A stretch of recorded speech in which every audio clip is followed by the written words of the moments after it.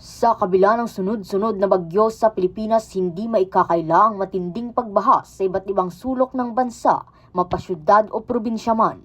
Dahil rito, nag-atas si Pangulong Ferdinand Marcos Jr. ng tuloy-tuloy na paglilinis, dredging at pagpapalawak ng mga kanal, estero, ilog at iba pang mga waterways sa mga lugar sa tulong ng National at Local Government Unit o LGU, maging ang mga pribadong sektor.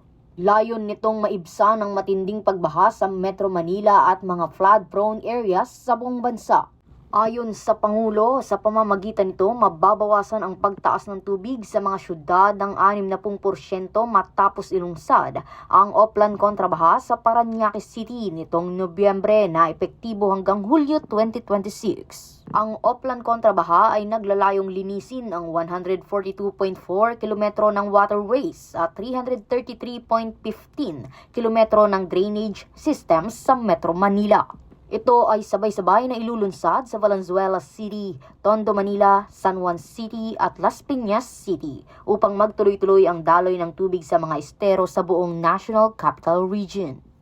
Gayon din sa Cebu, Bacolod, Rojas City, Bulacan, Pampanga, Cavite, Laguna, Pangasinan, Cotabato, Davao, Cagayan de Oro at iba pang flood-prone areas sa bansa.